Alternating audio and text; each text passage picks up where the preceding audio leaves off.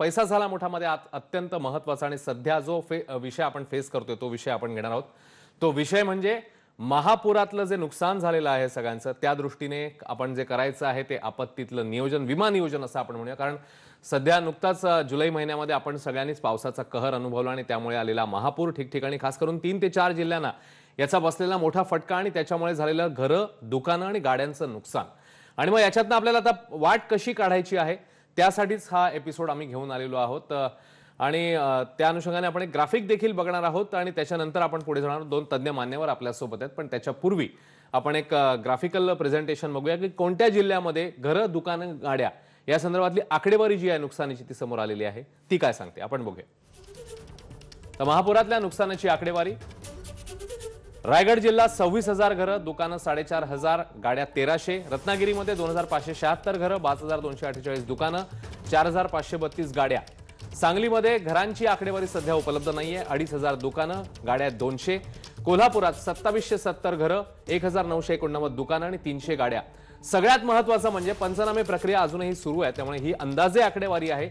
ह्या आसपास हा आकडा असू शकतो, कमी जास्त होऊ शकतो, पण या आकडेवारीवरनं आपल्याला अंदाज येऊ शकतो की लोकांचं किती मोठ्या प्रमाणामध्ये नुकसान झालेलं आहे आणि त्यामुळे ते भरून काढण्याच्या दृष्टीने ते खरं तर पूर्ण भरून येणं फार कठीण आहे कारण इतका भीषण हा पूर होता।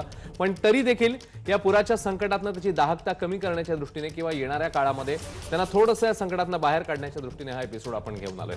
आपल्यासोबत 2 तज्ञ मान्यवर आहेत। आपल्यासोबत आहेत जनरल इन्शुरन्स एक्सपर्ट सचिन शेडगेजी आणि याशिवाय आपल्यासोबत आहेत थेट कोल्हापूरहून जे अशा सगळ्या विषयांशी डील करतात, नेहमी जे मार्गदर्शन करत असतात, खास करून गाड्या जर पुरामध्ये किंवा आपत्तीमध्ये त्या नुकसानीत झाल्या किंवा त्याच्यामध्ये त्यांचं नुकसान झालं तर मग त्याच्यातनं कशी वाट काढायची याचं गाईड करणारे गिरीश साटमजी आपल्यासोबत आहेत। कार नुकसान विमा या संदर्भातले ते तज्ञ आहेत, तर ते थेट कोल्हापूरहून आपल्यासोबत जॉईन होत आहेत। त्यांचं स्वागत करूया। आणि जनरल इन्शुरन्स एक्सपर्ट सचिन शेडगेजी हे देखील आपल्यासोबत असणार आहेत मुंबईतनं। या दोघांचंही स्वागत। आणि सुरुवातीला मी जाईन सचिन शेडगेजींकडे। सचिनजी, आपण म्हणजे गिरीशजींकडनं त्यांचे अनुभव तर जाणून घेणारच आहोत कारण आत्ताही ते अशी परिस्थिती फेस करतायत। 19 साली देखील अशा परिस्थितीची त्यांना फेस करावं लागलेली होती, तोंड द्यावं लागलेलं होतं। पण गिरीशजी, सचिनजी, आत्ताचा एकूणच जर आपण काळ पाहिला तर विमा नियोजन आणि खास करून आपत्तीतलं विमा नियोजन याच्याबद्दल आता आणखी सजगता, सतर्कता दाखवण्याची ही वेळ आलेली आहे। महापुराने पुन्हा एकदा ते अधोरेखित केलंय? हो, नक्कीच अश्विनजी, म्हणजे जो मागे त्यावेळी सुद्धा आपण एपिसोड केला होता स्पेशल आणि त्यावेळी सुद्धा बऱ्याचशा ज्या व्हेइकल्स आहेत, गाड्या आहेत, दुकान आणि घरांचं नुकसान झालं होतं। आजच्या ह्या महापुरात सुद्धा खूप मोठं नुकसान झालंय। तर आपण जर इन्शुरन्स पॉइंट ऑफ व्ह्यूने जर बघायला गेलो तर 3 महत्वाच्या गोष्टी आहेत जिकडे खूप मोठं नुकसान झालं, म्हणजे गाड्या, दुकानं आणि घरं। गाड्यांच्या बाबतीत तर साटम सर तुम्हाला मार्गदर्शन करतीलच, पण जर दुकानांच्या आणि घरांच्या बाबतीत जर सांगायला गेलं तर सर्वात प्रथम ज्यांच्याकडे विमा असेल त्यांनी पहिला जे तुमचं नुकसान झालं त्याचे फोटोग्राफ्स पहिला आपल्याकडे घेऊन ठेवा, क्लिक करून ठेवा तुमच्याकडे। दुसरं, इमिजिएट त्याचं क्लेमचं रजिस्ट्रेशन करा। तर क्लेमचं रजिस्टर कुठून करणार? तर बऱ्याच वेळा असा प्रश्न येतो की मॅटरी डॉक्युमेंटच नाही, तर मी त्याचं रजिस्ट्रेशन करणार कसं? काही हरकत नाही, तुम्ही इन्शुरन्स कंपनीमध्ये जा, इन्शुरन्स कंपनीचे प्रतिनिधी आहेत तिकडे, ते तुमच्या नावावर तुमची पॉलिसी सर्च करतील आणि क्लेमची नोंदणी करतात। तर इमिजिएटली त्यांचा जो प्रतिनिधी आहे तो तिकडे तुमच्या दुकानात किंवा घरामध्ये पाठवतील आणि संपूर्ण आढावा घेतील परिस्थितीचा। आणि मग एकदा हा सर्व्हे झाला त्यानंतर मग तुम्हाला तुमचं जे दुकानाचा पुन्हा काम करायचंय किंवा घराचं काम करायचंय ते तुम्ही इमिजिएटली सुरू करू शकता। त्यानंतर एक महत्वाची गोष्ट म्हणजे बऱ्याच वेळा काय की होम लोन्स जर कोणी घेतली असतील तर त्या ठिकाणी बँका होम लोन्स बरोबर एक तुम्हाला फायर इन्शुरन्सची पॉलिसी सुद्धा देतात। तर जरी ही फायर इन्शुरन्सची पॉलिसी असली तरी सुद्धा पुरामुळे जे होणारं नुकसान हे ह्या पॉलिसीमध्ये कव्हर होतं। तो प्लीज तुम्ही जाऊन एकदा रिचेक करा। जर तुम्ही बँकेमधून जर कुठलं लोन घेतलं असेल, हाऊसिंग लोन घेतलं असेल, तर तिकडे ती पॉलिसी असेल तर तुम्हाला ह्या नुकसानातून नुकसान भरपाई तुम्हाला मिळू शकते। बर, आपण गिरीशजींकडे जाऊया। गिरीशजी, या पर्टिक्युलर म्हणजे 2021 मधला तुमचा अनुभव आता नेमका काय सांगतोय? कशा प्रकारच्या कंप्लेंट्स किंवा कशा प्रकारच्या व्यथा घेऊन लोक तुमच्यापर्यंत येत आहेत? नमस्कार। नमस्कार। प्रथम 2019 आणि 2019 आणि आता 21 मध्ये 19 मध्ये तसं फार गाड्यांचं फार नुकसान झालं कम्पेअर टू 2021। तुम्ही जर आकडा आता ज्या पद्धतीने तुमचा सर्व्हे चालू आहे सांगितल्याप्रमाणे थोडंसं कमी आहे। आता ह्या पुराच्या ह्याच्यात कंप्लेंट अशी आहे की गाड्या त्यांच्या पूर्ण बुडालेल्या आहेत, काही जणांच्या टायर पर्यंत बुडालेल्या आहेत, काही जणांच्या अर्ध्या बुडालेल्या आहेत आणि काही जणांच्या तर संपूर्ण रूफटॉप खाली होता पाण्याखाली. 2 दिवस त्या गाड्या कंटिन्यू पाण्यात होत्या. हे अशा परिस्थिती आता आमच्या समस्या घेऊन आलेल्या आहेत. ह्या गोष्टी आहेत. आणि आता काही गाड्यांचे इन्शुरन्स मध्ये कसं आहे, गाड्या इन्शुरन्सचे 2 प्रकार आहेत. एक फुल इन्शुरन्स, कॉम्प्रेसिव्ह इन्शुरन्स आणि एक third party insurance. Third party इन्शुरन्सला तुम्हाला क्लेम मिळत नाही. हा फक्त थर्ड पार्टी डॅमेज असला तरच तुम्हाला तो क्लेम मिळतो. फुल इन्शुरन्स मध्ये सुद्धा तुमच्या गाडीमध्ये 0 डे पॉलिसी, पॅकेज पॉलिसी तुमची कव्हर आहे का. ह्यामध्ये काय आहे, तुमचे सगळे पार्ट्स, गाडीचे सगळे इंजिन कव्हर जात आहे, गाडीचे इतर डॉक्युमेंट्स असतील किंवा तुमच्या गाडीचे काय ॲक्सेसरीज असतील ते सुद्धा कव्हर केले जातात त्याच्यामध्ये कॉम्प्रेसिव्ह इन्शुरन्समध्ये. त्यामध्ये आपल्याला फक्त एक्सेस फी द्यायला लागते, जे गाडीवर तुमच्या जे असेल पॉलिसीमध्ये नमूद असेल. आपल्या पॉलिसी समजा 1500 सीसीच्या खाली गाडी असेल तर त्याची 1000 रुपये, 1500 सीसीच्या वरती असेल तर 2000 रुपये. ही तेवढीच तुम्ही फी द्यायची, पण गाडीचं तुम्ही काम करून घेऊ शकता संपूर्ण अशा प्रकारे. बर, पुन्हा एकदा सचिनजींकडे मी जाईन. सचिनजी, जसं आता गाड्यांसंदर्भात स्पेसिफिक सांगितलं गिरीशजींनी, मात्र या महापुरामध्ये किंवा एकूणातच आपत्तीमध्ये आपण म्हणूया घरं आणि दुकानं यांचंही नुकसान झालेलं आहे. तर घरांसंदर्भात स्पेसिफिक बोलायचं झालं तर काय विशेष काळजी घ्यायला हवी किंवा कशी पावलं टाकायला हवीत ज्यांची घरं अफेक्ट झाली आहेत याच्यामध्ये? सर, आपल्याला माहिती आहे की जर माझ्या घराचं मी इन्शुरन्स घेतलंय तर सगळ्यात पहिला की रजिस्ट्रेशन करणं खूप गरजेचं आहे. क्लेमचं रजिस्ट्रेशन, एकदा क्लेमचं रजिस्ट्रेशन झालं की सर्वे झाल्याच्या नंतर मग एकंदर त्या खर्चाचा आढावा घेणं महत्वाचं. तर बऱ्याच वेळ काय असतं, जर तुमचा खर्च मोठा असेल तर त्या ठिकाणी तुम्ही इन्शुरन्स कंपनीला डिमांड करू शकता की ऑन अकाउंट म्हणजे थोडी आगाऊ रक्कम तुम्ही आम्हाला द्या, जेणे की आम्ही आमचं काम सुरू करू शकतो. आणि ही तरतूद इन्शुरन्स मध्ये आहे. ठीक आहे. तर एकदा तुम्ही एस्टिमेट जमा केलं की तुमचं एकदा काम कम्प्लीट झालं, त्यानंतर मग तुमची जी बिल्स असतील हे तुम्हाला इन्शुरन्स कंपनीला सुपूर्द केल्यानंतर तुमचं फायनल बिल तुम्हाला, फायनल जी अमाऊंट असेल ती तुम्हाला मिळू शकते. बर, आणि हे झालं घराबद्दल, पण दुकानांबद्दल जर स्पेसिफिक काही गोष्टी आपल्याला सांगायच्या असतील तर त्या कोणत्या सांगता येतील आपल्याला दुकानांविषयी? सचिनजी. येस. सो दुकानांविषयीचं सांगायचं झालं तर जसं 2 महत्वाचे सर्वे, एक तर तुमचा इन्शुरन्स कंपनीचा सर्वे आणि दुसरा तुमचा तहसीलदार जे आहेत त्यांचे जे पंचनामे आहेत हे सुद्धा बऱ्याचशा इन्शुरन्स कंपन्यांना क्लेम करण्यासाठी महत्वाचे आहेत.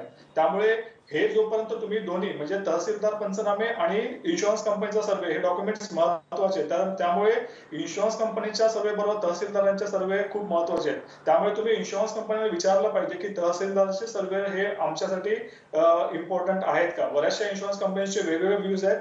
काही इन्शुरन्स कंपन्या म्हणतात की तहसीलदाराचे पंचनामे नसतील तरी चालतील, आम्ही तुम्हाला क्लेम पे करू. तर हे 2 महत्वाचे मुद्दे आपल्याला लक्षात घ्यायला पाहिजे. आणि दुसरं म्हणजे एक या पॉलिसीच्या म्हणजे दुकानाच्या पॉलिसीच्या बाबतीत सांगायला गेलं तर आपल्याला ह्यामध्ये नेमकं मिळतं काय, जर तुमची पॅकेज पॉलिसी असेल तर त्यामुळे तुम्हाला जे स्ट्रक्चर आहे दुकानाचं त्याला जर काय नुकसान झालं असेल तर त्याला रिपेअर करण्यासाठी म्हणून तुम्हाला जी कॉस्ट येईल ती इन्शुरन्स कंपनी पे करेल. त्याचप्रमाणे आतमध्ये असलेलं फर्निचर, बऱ्याच वेळा रॅक्स वगैरे असतात आतमध्ये, तर ते सुद्धा तुम्हाला रिप्लेस किंवा रिपेअर करण्यासाठी म्हणून इन्शुरन्स कंपनी पैसे देते. त्याचप्रमाणे जे इलेक्ट्रिकल फिटिंग्स आहेत दुकानामध्ये त्याचा खर्च सुद्धा इन्शुरन्स कंपनी तुम्हाला देते. आणि तुमचा जो ऍक्च्युअल माल असेल आतमध्ये त्याचं जे नुकसान झालं असेल ते सुद्धा इन्शुरन्स कंपनी तुम्हाला या इन्शुरन्सच्या माध्यमातून देतं. दुसरं आपण बघतोय की बराचसा चिखल जो आहे हा दुकानामध्ये जमा झालाय आणि जे आपलं जे मालाचं नुकसान झालंय तो चिखल आणि ते मालाचं जे नुकसान झालंय ते काढून टाकण्यासाठी म्हणून एक ऍडिशनल कॉस्ट आहे. ही सुद्धा इन्शुरन्स कंपनी तुम्हाला इन्शुरन्सच्या पॉलिसी मार्फत देते. एक डेब्रिज रिमूव्हल म्हणून हा क्लॉज आहे. तर हा क्लॉज तुम्ही प्लीज तपासून बघा आणि ह्याच्या मार्फत जी साफसफाईची जी कॉस्ट आहे ती सुद्धा इन्शुरन्स कंपनी तुम्हाला पे करते. आपण बघताय पैसा झाला मोठा एबीपी माझावर. आजचा आपला विषय सुरू आहे तो म्हणजे महापुरातलं विमा नियोजन किंवा महापुरात जे नुकसान होतं आपण त्याच्यातलं मग विमा नियोजन कसं करायचं, आपला आजचा विषय सुरू आहे. 2 तज्ञ आपल्यासोबत आहेत. गिरीश साटम आहेत आपल्यासोबत कोल्हापूरहून, जे अशा सगळ्या प्रकरणांमध्ये सध्या डील करतायत. जसं त्यांनी सांगितलं 2019 आणि आता दोन्ही वेळा त्यांना अशा काही कंप्लेंट्स आलेल्या आहेत. गिरीशजी, तुमच्याकडे येईन मी. अगदी बेसिक प्रश्न जर आपण घ्यायचा झाला तर पुरामध्ये गाडी भिजली किंवा या सगळ्यामध्ये जर गाडीचं नुकसान झालं तर तिथपासून क्लेम पर्यंतची पुढची प्रक्रिया नेमकी कशी करायची, गाडी पुढे मग कशी जी आहे ती आपण प्रोसीड करणार आहोत, काय सांगा? आता प्रथम आपली गाडी पुरामध्ये बुडल्यानंतर शक्य झाले तर गाडीचे पहिले तुम्ही तुमच्या मोबाईलवर थोडे फोटो काढून ठेवा, पहिली गोष्ट. त्यानंतर इन्शुरन्स कंपनीला जर आपला इन्शुरन्स जर ऍडवायझर असेल किंवा ज्याने आपला विमा उतरवला असेल त्याला फोन करून एक इंटिमेशन द्या. आणि त्यानंतर काही आपल्या प्रायव्हेट कंपनी आहेत त्यांना टोल फ्री वरती आपण फोन करा आणि तुमचा क्लेम रजिस्टर करा त्या टोल फ्री नंबरवरती. आणि महत्वाची सगळ्यात गोष्ट महत्वाची म्हणजे ह्यामध्ये कुठल्याही परिस्थितीत तुम्ही तुमची गाडी चालू करायचा प्रयत्न करू नका. किंवा ढकलून चालू करतो, पुढे नेतो, थोडीशी भिजली असलं काही करायला जाऊ नका. त्यानंतर तुम्ही दुसरी गोष्ट, पाणी उतरल्यानंतर तुम्ही गाडी घेऊन ती गॅरेजला जायची आहे आणि त्या गॅरेजमध्ये जाऊन त्यानंतर जे काय तुम्हाला पहिली इस्टिमेट तयार करायचं, त्याचं क्लेम इंटिमेशन द्यायचं, क्लेम फॉर्म भरायचा. आता महत्वाचं म्हणजे क्लेम फॉर्म भरताना लागणारे कुठले डॉक्युमेंट्स मी आपल्याला सर्वांना सांगतो. पहिली म्हणजे इन्शुरन्स पॉलिसी लागते, दुसरं म्हणजे आरसी कार्ड लागतं, तिसरं म्हणजे तुमचं ड्रायव्हिंग लायसन्स लागतं, चौथं तुमचं आधार कार्ड, पॅन कार्ड, त्यानंतर तुमचा कॅन्सल चेक, बँक अकाउंटचा ओनरचा चेक, गाडीचा जो ओनर आहे त्याचा एक चेक, म्हणजे ज्याच्या नावावर गाडी आहे त्याच्या नावाचा चेक, बरोबर गिरीशजी? एक पोल्युशन सर्टिफिकेट गाडी आहे त्याचा चेक लागेल. हो, त्याच्या नावाचा चेक लागेल. हे सगळे डॉक्युमेंट्स आपण त्या दिवशी गॅरेज मध्ये जाऊन सबमिट करायचे आहेत आणि गॅरेज मध्ये सबमिट केल्यानंतर ते इस्टिमेट तयार करतील आणि इन्शुरन्स कंपनीला कळवतील.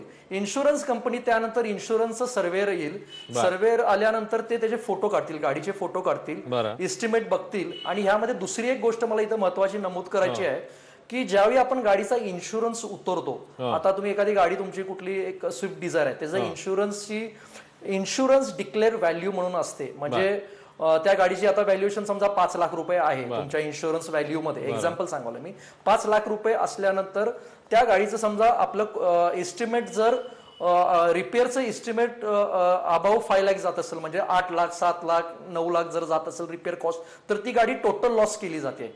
आणि ही टोटल लॉस केल्यानंतर आपल्याला जी आयडीवी ज्या पॉलिसीमध्ये डिक्लेअर आहे म्हणजे 5 लाख आहे त्याच्यावरती सॅल्वेज एक 5% कट केलं जातं आणि तुमची एक्सेस फी काय असेल ती कट केली जाते आणि तुम्हाला तुमचं पेमेंट तुम्हाला एक 15 दिवसात, महिन्याभरात तुमच्या नावावर जमा होतं. शक्यतो आता गाडी बुडल्यामध्ये 2-3 प्रकार आहेत. यामध्ये फर्स्ट म्हणजे तुमची गाडी कुठं आपण पार्क केली होती, त्या कुठल्या पुराच्या पाण्यात पार्क केली होती गाडी आपण, नदीचं पाणी असतंय, ओढ्याचं पाणी असतंय, नाल्याचं पाणी असतंय आणि आपण गल्लीत समजा गाडी लावली असेल तिथून साईडच्या गटरातून येणारं पाणी असतंय. आता ह्यामध्ये मडी वॉटर एक प्रकार आहे, म्हणजे मड वॉटर आलं ना तिथं त्या मडी वॉटर मध्ये आपली गाडी कुठल्याही परिस्थितीत रिपेअर होत नाही. आणि माझं सगळ्या लोकांना एक छोटस विनंती आहे की आपण मडी वॉटर मध्ये बुडलेली गाडी रिपेअर करूच नाही. ती शक्यतो गाडी, आता ह्यामध्ये अनेक दुसरं क्रायटेरिया असा दिला आहे 2019 मध्ये अजून एक आम्हाला हे लाईन दिली की ज्या गाड्या डॅशबोर्डच्या वरती पूर्णपणे भिजलेल्या आहेत, डॅशबोर्डच्या वरती पाणी आलेलं आहे, त्या पाण्यात राहिलेल्या आहेत एक दिवस, अशा गाड्या ह्या कंपल्सरी टोटल लॉसच करायच्या. ह्या गाडी तुम्ही रिपेअर करायची नाही, ही गाडी तुम्ही रस्त्यावर आणायचीच नाही, रोडवर तुम्ही चालवायचीच नाही, डॅशबोर्डच्या वरती असेल तर. आणि डॅशबोर्डच्या खाली समजा टायर पर्यंत तुमचं पाणी गेलं, इंजिनला पाणी लागलंय, तर त्यामध्ये सर्वेअर आपल्याला सांगतात की बाबा ह्या गाडीचं आपण रिपेअर करून घ्या. ह्यामध्ये तुम्हाला कन्झ्युमेबल समजा ऑइल असेल, कुलंट असेल, सेन्सर्स असतील, गाडीचे इतर पार्ट्स असतील, काय असेल समजा हे खराब असेल ते आपल्याला इन्शुरन्स कंपनी देते, सगळं तुम्हाला रिपेअर कॉस्ट देते. त्यामध्ये सुद्धा अनेक मला लोकांना असं सांगायचंय की यामध्ये आपली 0 डे पॉलिसी असेल तर आपल्याला तो सगळा पूर्ण पेमेंट हे इन्शुरन्स कंपनी करते. फक्त एक्सेस फी आपली तुमच्या स्वतःच्या खिशातून द्याल, जे काय असेल ते 1000 रुपये असेल, 2000 रुपये असेल, तेवढीच द्यावी लागेल. 0 डे पॉलिसी असेल. आणि डेप्रिशिएशन वाली पॉलिसी जर तुमची असेल तर फायबर पार्ट्सला 50% डेप्रिशिएशन आहे आणि तुमचे जे काय मेटल पार्ट्स आणि कन्झ्युमेबल आहे according to age of the car, म्हणजे गाडीचं काय जे वय असेल 5 वर्षापेक्षा जास्त झाले असेल तर 50%, 5 वर्षा कमी असेल तर 45%, त्यांचे क्रायटेरिया ठरले. 3 वर्षाची असेल तर एक 20% असं जर 0 डे पॉलिसी नसेल तर. आणि मला तुमच्या माध्यमातून, एबीपी माझ्याच्या माध्यमातून सगळ्यांना मला एक छोटंसं आवाहन करायचंय लोकांना की गाडी ही गरजेची वस्तू झालेली आहे आणि मला सगळ्यांना एक सांगायचं की इन्शुरन्स गाडीचा हा पाहिजेच. आज ज्या पद्धतीनं रोडवरती ट्रॅफिक आहे, आज लँडस्लाइड्स व्हायला लागलेत, ते नेचर कॉल्स असे भयानक या लागलेत. ह्यामध्ये मला आपल्या एबीपी माझाच्या माध्यमातून मला सगळ्यांना सांगायचे की आपल्या गाडीचा इन्शुरन्स नेहमी फुल ठेवा. कधी संकट येईल काय सांगता येत नाही. आणि इन्शुरन्सचे जे काही डॉक्युमेंट्स असतील आपण मोबाईलवरती थोडंसं घेऊ शकता, सेव्ह करू शकता. आणि दुसरी गोष्ट मला अजून एक सांगायची की गाडीचे तुम्ही ज्यावेळी पॉलिसी उतरता त्यावेळी डॉक्युमेंट्समध्ये जे काही लिहिलेले हे आहेत म्हणजे थोडेसे नॉर्म्स स्वतः आपण वाचावे अशी माझी एक आपल्याला विनंती आहे. नक्कीच. आपल्याला खरं म्हणजे यावर आणखी एक एपिसोड घ्यावा लागेल असं वाटतं, कारण खूप प्रश्न देखील येतात. पण कार्यक्रमात आली आहे. जाता जाता सचिनजींकडे मी जातो. सचिनजी, अगदी थोडक्यात जे डॉक्युमेंट्स आता आपल्याला गिरीशजींनी सांगितले त्यातला समजा एखादे दुसरे डॉक्युमेंट जर पुरामध्ये गहाळ झाले असतील किंवा त्यावेळी अवेलेबल नसतील पण आपल्याला क्लेम तर प्रोसीड करायचं आहे, अशा वेळी कशी पावलं टाकायची? अगदी थोडक्यात सचिनजी. अगदी अगदी थोडक्यात म्हणजे मी याचं सविस्तर माहिती म्हणजे ज्या लोकल इन्शुरन्स कंपन्या स्वतः विचारले मी तिकडे की बाबा डॉक्युमेंट नसेल अशा वेळेला तुम्ही काय करताय, तर काही काळजी करण्याची आवश्यकता नाहीये. तुमचे जे फक्त नावानुसार तिकडे क्लेमची नोंदणी केली जाते, पण क्लेमची नोंदणी करणं खूप गरजेचं आहे. जर क्लेमची नोंदणी नाही केली तर पुढे जाऊन तुम्हाला प्रॉब्लेम होऊ शकतो. तर तुम्ही डॉक्युमेंटची अजिबात काळजी करू नका. जे डॉक्युमेंट ज्या गोष्टी तुमच्याकडे आहेत त्या पहिल्या द्या. डॉक्युमेंट्स तुम्हाला कुठल्या ना कुठल्या रेफरन्सने तुम्हाला पुढे जाऊन मिळणार आहेत, त्यामुळे ती काळजी नको. सगळ्यात पहिलं तुम्ही तुमचे क्लेम रजिस्टर करा. एकदा क्लेम रजिस्टर झाला तर इन्शुरन्स कंपनी क्लेम देण्यासाठी लायबल असेल. नक्कीच. तेव्हा जसं आता सचिनजींनी देखील सांगितलं की क्लेम रजिस्टर करणं फार गरजेचं आहे आणि काही महत्त्वाचे मुद्दे गिरीश साटम यांनी देखील सांगितलेले आहेत. आपल्या कार्यक्रमाची वेळ आता संपते, त्यामुळे या एपिसोडमध्ये आपल्याला थांबावं लागेल. पण येणाऱ्या काही आठवड्यांमध्ये आपण या संदर्भात आणखी काही एपिसोड्स घेऊन येण्याचा प्रयत्न करूया, कारण अजूनही या सगळ्या आपत्तीतनं सावरायला आपल्याला या सगळ्या मंडळींना मदत करायची आणि त्या दृष्टीने हे मार्गदर्शन अत्यंत महत्त्वाचं आहे. खूप खूप धन्यवाद गिरीशजी, तुम्ही जॉईन झालात. कोल्हापूरवरनं सचिन शेडगे देखील आपल्यासोबत होते. या दोघांचेही आभार. एबीपी माझा, उघडा डोळे बघा नीट.